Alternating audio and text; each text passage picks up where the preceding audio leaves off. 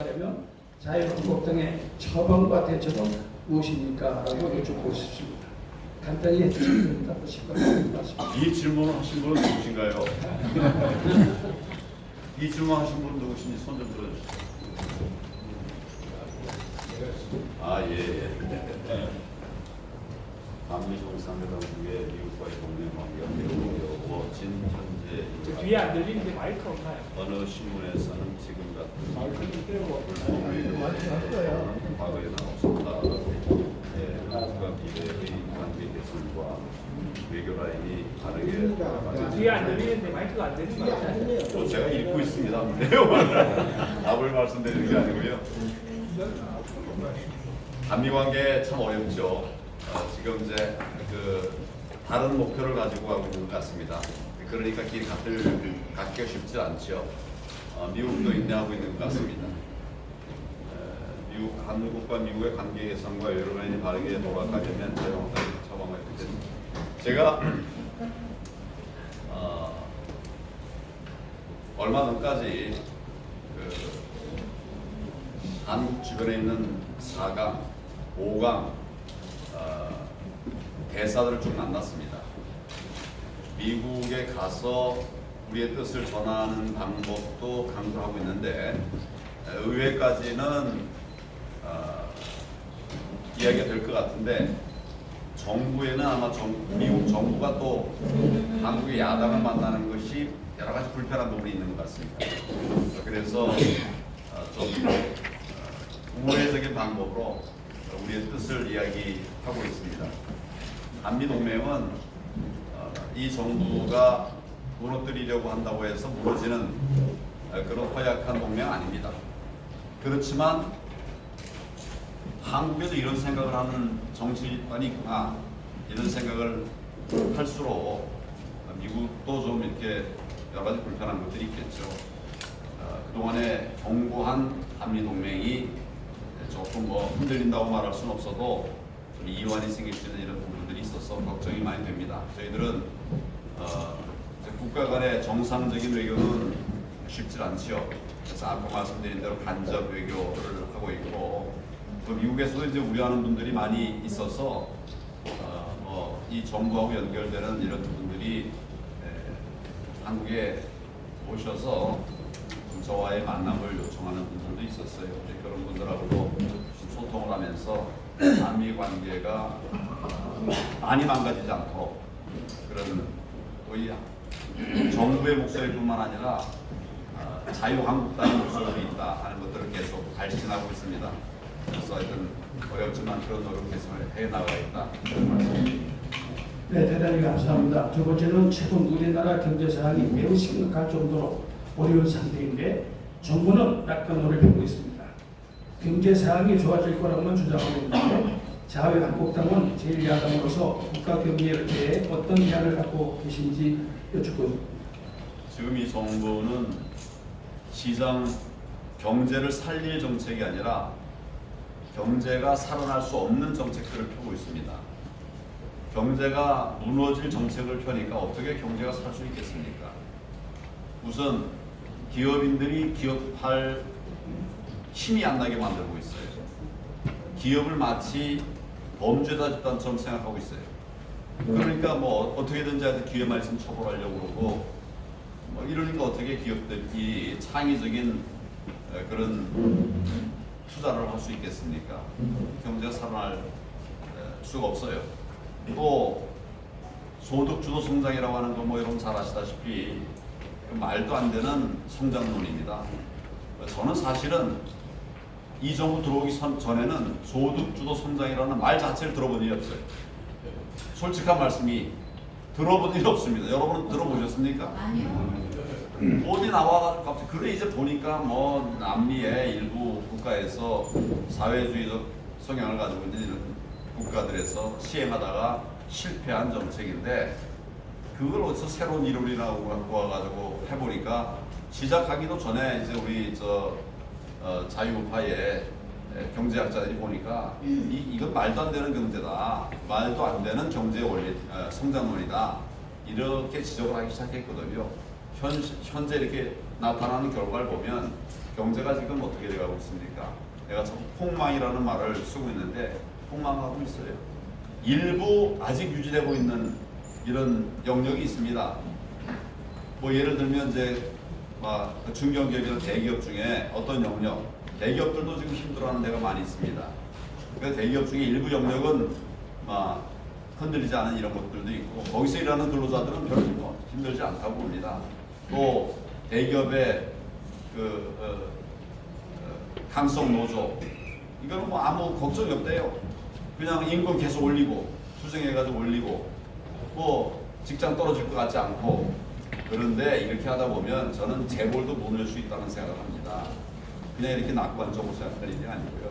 그러니까 저희는 경제를 살리는 방법은 간단하다고 생각합니다. 시장 경제를 살리면 되는 거예요. 뭐 제가 여러분들께 한 가지 좀 질문을 던지면, 시장에서 사는 사람 파는 사람이 있지 않습니까?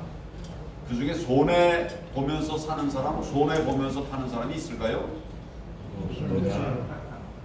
아니 어쨌거나 시장에서는 개인적인 판단에 따라서 이거 내가 사면 득이 된다, 그래서 사는 거지, 사는데 손해된다 이러면서 사는 사람이 어디 있습니까? 미친 사람들.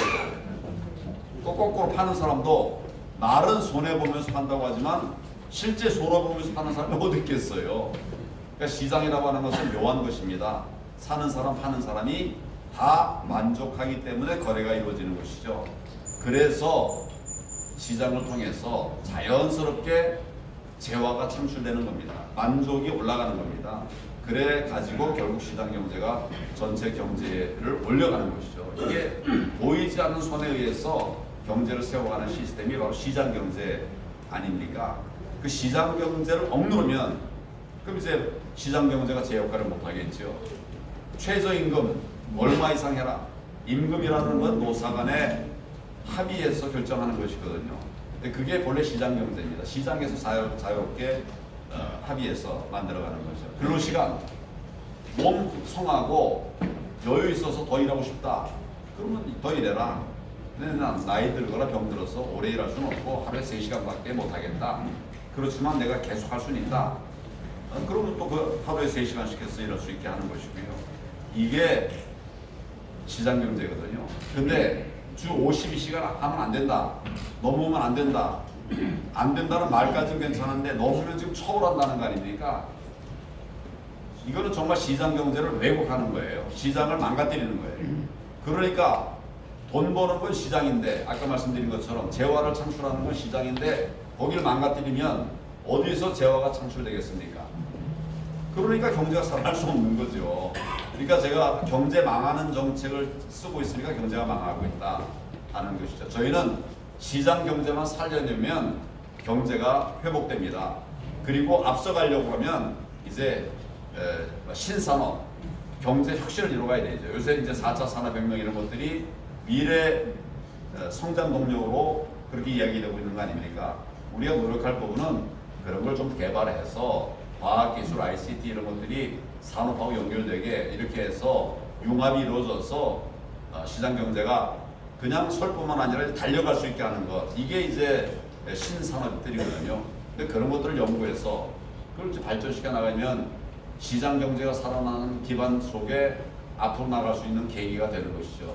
근데 그런 것들이 지금 이제 시장이 움직이지 못하니까 뭐 지금 신산업이고 뭐고 지금 누가 투자를 안 합니다. 이런 것들 중에 이제 우리가 늘 주의해야 되는 거는 규제를 풀어야 되는 거예요. 규제를 풀어놓으면 시장이 제 멋대로 가는 것 같아도 이게 아까 말씀드린 것처럼 성장할 수 있는 거죠. 다만 시장의 왜곡이라는 게 있습니다. 시장의 실패는 아니지만 시장의 왜곡이 있죠. 그러니까 뭐 이렇게 불법으로 이익을 독점하려고 하는 이런 것들이 있지 않습니까? 그런 것들을 관리해 주는 것, 이게 규제입니다. 경제 규제. 근데 그 경제 규제가 예를 들어서 뭐 이 안에 공이 하나 있는데 이 주머니 안에서 공이 막 돌아갈 때 손으로 잘 관리하면 돌아가는 공을 들고 있을 수가 있거든요. 꽉 쥐면 어떻게 되겠습니까? 못 돌아가는 거예요. 손에서 살살 돌려야 되는데 꽉 잡아주면 안 돌아가요. 규제가 강하면 결국 잡히는 거죠. 그렇지만 이제 떨어지지 않게 시장 경제를 잘 굴려주는 이런 게 이제 좋은 규제죠. 그런 좋은 규제들을 그럼 이제 불법들을 막아주고 비리를 막아주고 경제의 왜곡을 시장 경제의 왜곡을 막아가지고 그것만 하면 경제가 잘 될 수 있는 겁니다. 간단한 걸로 지금 이 정부가 규제는 오히려 더 옥죄니까 이 안에 손 안에 있는 공이 돌아갈 수가 없는 거예요. 뭐 이런 것들 때문에 지금 경제 망하고 있는데 경제가 막 폭망하는 상태로 가고 있는데 저희 자유한국당 지금 제가 말씀드리지 않았습니까? 시장 경제의 활성화, 시장 경제가 시장 경제답게 한다. 그리고 기업에 신명나는 분위기를 만들어줘서 신산업을 만들어내고 앞으로 갈 수 있는 그런 힘을 부어준다. 그리고 거기서 얻은 소득들을 좀 나눌 수 있도록 우리 이 소득 격차가 너무 커지지 않도록 그렇게 이제 해나가면 분배까지 이루어지는 겁니다. 그리고 거기에 이제 정부가 개입해가지고 관리 규제가 경직 관리 규제가 돼야지 억제는 규제가 되면 안 된다. 뭐 이렇게 우리는 규제 혁신을 그동안 계속 얘기했죠. 이렇게 하면 경제 살아납니다. 뭐 굉장한 이론이 있을 수 없어요. 그것만 하고 살아나고 제가 사실은 권한대행 때 5개월 동안 그렇게 했더니 2016년도에 어렵던 경제가 2017년 초에 조금 살아나는 기미가 있었어요. 그건 우리에게 명백하게 실험된 경제 성장의 길이죠. 그 정도로 말씀드리겠습니다. 대단히 감사합니다. 세 번째로는 현재 우리나라는 망국의 지름길로 가고 있는 탈원전과 최저임금에 대하여 정부와 여당의 잘못된 정책에 대해 자유한국당은 바로잡을 대책과 방식은 무엇인지 묻고 싶습니다. 최저임금은 사실은 80년대에 도입된 제도입니다. 이게 갑자기 생긴 제도는 아니에요. 그건 아시죠? 80년대 처음 도입된 제도인데 이게 왜냐면 아까 이제 제가 말씀드리지 않았습니까? 시장 경제가 왜곡될 때 오히려 붙잡아주는 게 그 규제다, 좋은 규제다 이런 말씀드리지 않았습니까? 그래서 기업들도 기업의 수익을 올리려고 하는 그런 의욕들이 있죠.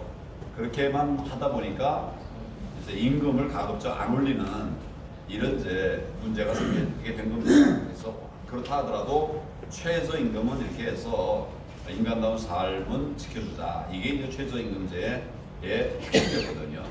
80년대에 생겼습니다. 근데 그 최저임금을 주는 건 누구냐? 기업 아닙니까? 최저임금이라도 주는 건 기업 아닙니까? 그러니까 기업들이 그 최저임금을 줄 수 있는 만큼만 올리자. 이게 이제 과거 정부의 기조였어요. 그러니까 올려줘서 이렇게 같이 나누는 거는 좋은데 그것 때문에 기업이 부담이 되면은 그럼 결국 오리 알을 결국 빼버려가지고 오리가 죽으면 그 다음부터 오리 황금알을 낳는 오리가 역할을 못하는 거 아닙니까? 그래서 그런 정도의 규제, 그런 정도의 최저임금 이런 범위 안에서 최저임금 제도를 도입한 겁니다. 그래서 초기에는 매년 한 1, 2% 이렇게 올렸어요. 이제 우리 경제가 좀 좋아지니까 우리 박근혜 정부와 그다음에 이명박 정부 시절에는 이게 한 4%, 5% 많이 갈 땐 6%까지 올렸습니다. 매년. 그리고 이제 물론 이제 기업들과 상의하면서 하는 거죠. 기업은 좀 과하다.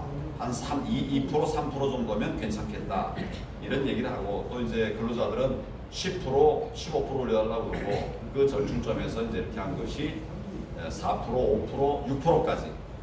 마지막에 이제 박근혜 정부 뒷부분에 가서는 7%까지도 올린 일이 있어요. 그러니까 대개 한 5, 6% 정도가 지금 우리가 감당할 수 있는 이런 수준이라고 보여지는데 이 정부 들어와서 이거를 2년 사이에 29.1% 올려버렸어요. 그러니까 어떻게 그 돈 내는 게 기업인데 기업이라는 게 수익 중에서 임금을 주는 거 아닙니까? 근데 수익을 넘는 임금을 주라고 그러니까 견디지 못하는 거죠. 작년에 16.9%가 올렸어요. 힘들다 하지만 그냥 버텨본 겁니다. 근데 금년도에 또 10.9%가 이렇게 올렸어요. 이제 뭐 소위 속된 말로 곡소리가 나기 시작하는 거예요. 한 달이 힘들다고 그래요. 그래서 금년 가을이면 문 닫겠다고 하는 그 소상공인들이 많습니다. 이게 이제 결국은 잘못된 최저임금 제도인데 그래서 저희 한국당은 최저임금 제도가 필요 없다. 그건 아닙니다. 같이 이제 상생하는 이런 경제 구조를 만들려고 그러면 최저임금 필요하다. 그렇지만 돈 벌어내는 기업들이 감내할 수 있는 수준의 최저임금 이런 것을 해야 된다. 이게 저희들의 생각입니다. 적정한 최저임금. 그래서 이제 지난 2년 동안 너무 올렸으니까 뭐 사실은 이걸 거꾸로 돌리는 건 거의 불가능하니까 좀 당분간은 동결한다든지 이래서 매년 동안 이게 적정한 그런 상당히 최저임금 될 수 있도록, 그리고 그 사이에 그런 또 기업들이 특히 이제 소상공인들 자영업자가 어려우니까 이걸 이제 지원하고 보완함으로써 몇 년에 잘못된 왜곡을 좀 바로잡는 이런 정책들을 좀 해나가겠다. 그러니까 저희는 최저임금의 인상을 억제하는 것이 저희들의 그 정책입니다. 한 가지 말씀하신 게 이제 탈원전인데, 이 탈원전에 대해서는 하여튼 말하려고는 오늘 밤새야 되는데 어쩌죠? 하여튼 간단하게 말씀을 드릴게요. 원전 없이 우리가 에너지를 공급받을 수 있으면 좋죠. 근데 우리나라 에너지 나는 게 있습니까, 여러분? 석유 있습니까? 가스 있습니까? 에너지가 없잖아요.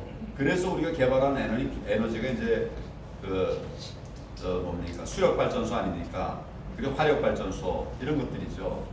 그런데 수력은 제한이 많고 화력은 요새 미세먼지 이런 것들의 원인 중에 하나가 화력 발전 아닙니까? 석탄 원료로 쓰는 거. 그럼 깨끗하고, 그런데 수요는 점점 많아지고, 우리가 이제 산업이 발전해 가니까 전력 수요가 굉장히 많아지고 있어요, 지금. 아마 세계에서 우리나라처럼 에너지 많이 쓰는 나라가 드물 겁니다. 우리가 아마 손꼽을 거예요. 1, 2위 아니면 2, 3위입니다. 그런데 우리 실제 나는 건 아무것도 없으니까.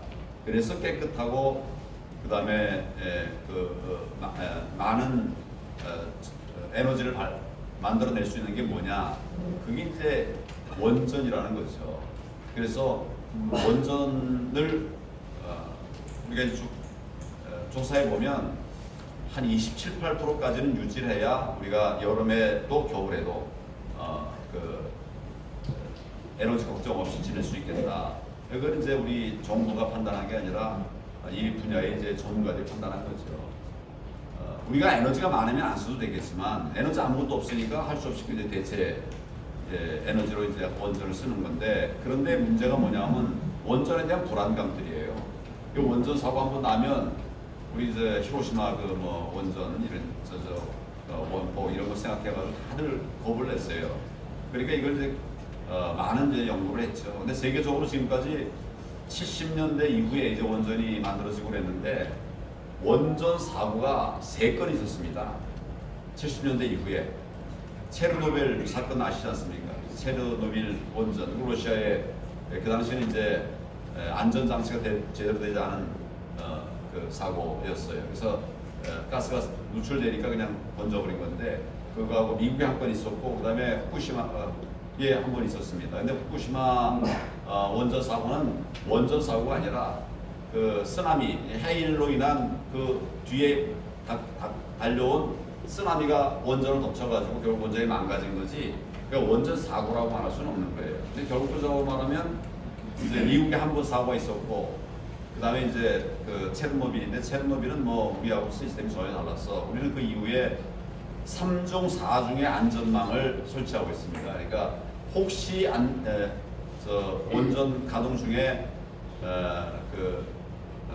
누출 현상이 생기면, 밖으로 만약 이제 원자력이 나오면 그걸 막을 수 있는 2중, 3중, 4중의 방어막을 가지고 있어요. 도저히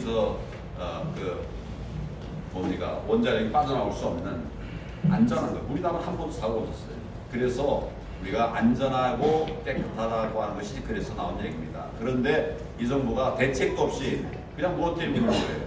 그러니까 원전 관련 산업들이, 저 창원에 가면 두산중공업이 있는데 협력업체들이 285개인가 있답니다. 그 다 문 닫게 생겼어요 이제. 그 두산 자체가 흔들리고 있습니다.